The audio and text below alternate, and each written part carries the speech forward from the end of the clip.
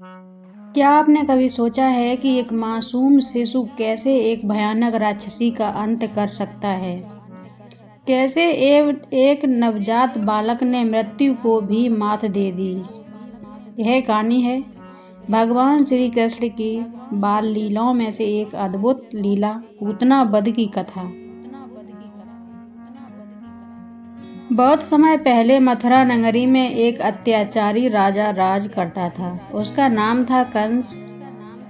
कंस अपनी बहन देवकी से बहुत प्रेम करता था, लेकिन एक दिन जब वह देवकी की शादी वसुदेव जी से करवा रहा था, विदाई के वक्त आकाशवाणी हुई, हे कंस, जिस देवकी को तू इतना प्रेम करता है उसी का 8वां पुत्र तेरी मृत्यु का कारण बनेगा। यह सुनते ही कंस का प्रेम भय में बदल गया। उसने तुरंत देवकी और वसुदेव को कारागार में डाल दिया। कंस इतना निर्दयी था कि उसने देवकी के एक एक करके 6 पुत्रों को जन्म लेते ही मार डाला। 7वां पुत्र बलराम किसी चमत्कार से रोहिणी के गर्भ में स्थानांतरित हो गया।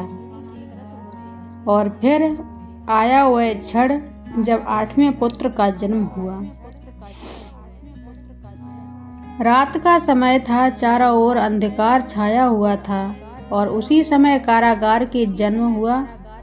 कारागार में जन्म हुआ भगवान श्री कृष्ण का। जन्म लेते ही कारागार के सारे ताले अपने आप खुल गए। सैनिक सब सो गए। वसुदेव जी ने कृष्ण को उठाया और यमुना नदी पार करके गोकुल में नंद बाबा के घर पहुंचा दिया। वहां उन्होंने कृष्ण को यशोदा के पास सुला दिया और वहां से उनकी कन्या को उठाकर लाए अपने कारागार में।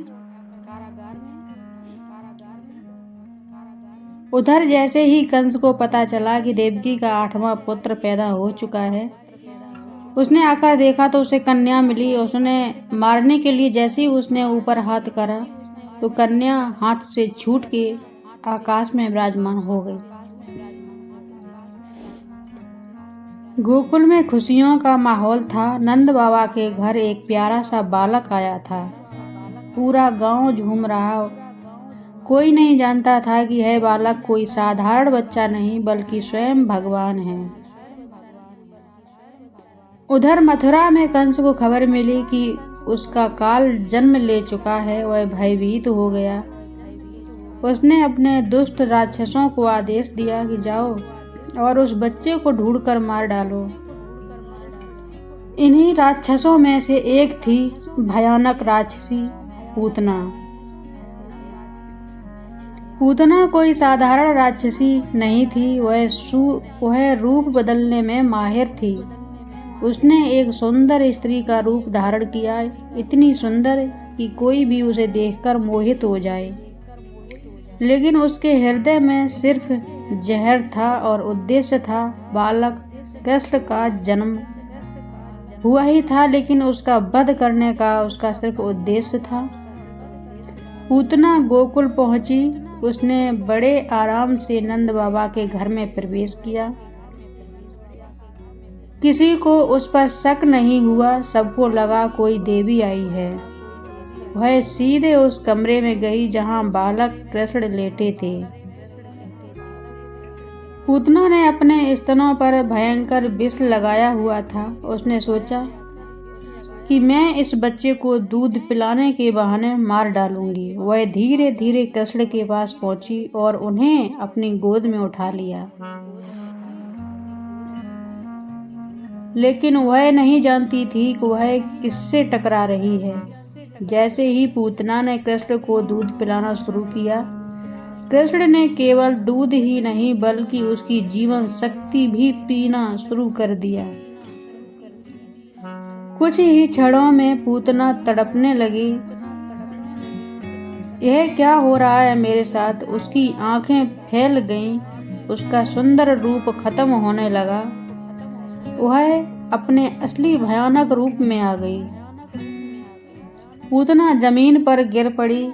उसका विशाल शरीर पूरे गोकुल में फैल गया और उसी क्षण उसकी मृत्यु हो गई। लेकिन कृष्ण अब भी उसके सीने पर ही खेल रहे थे, मुस्कुराते हुए, जैसे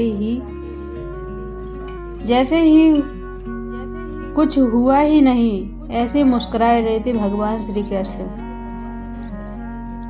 गांव वाले डर गए। यशोदा माता दौड़ी दौड़ी आई।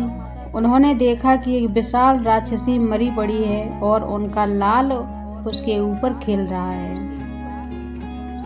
यशोदा माता ने तुरंत कृष्ण को उठा लिया और उन्हें गले से लगा लिया। उन्हें कुछ नहीं समझ आया, लेकिन उन्होंने भगवान का धन्यवाद किया। गांव वालों ने मिलकर पूतना का अंतिम संस्कार किया। कहते हैं कि जब उसका शरीर जलाया गया तो उसमें से दुर्गंध आई। कहते हैं कि जब उसका शरीर जला गया तो उसमें से सुगंध आई, क्योंकि भगवान श्री कृष्ण ने उसे भी मोक्ष दे दिया था। यह कथा हमें सिखाती है कि भगवान अपने भक्तों की हमेशा रक्षा करते हैं। बुराई का अंत निश्चित है, देर कितनी भी हो जाए। और सबसे महत्वपूर्ण, भगवान के स्पर्श से भी पापी को मुक्ति मिल सकती है। अगर आपको यह कहानी पसंद आई हो तो वीडियो को लाइक करें, अपने दोस्तों को शेयर करें और हमारे चैनल को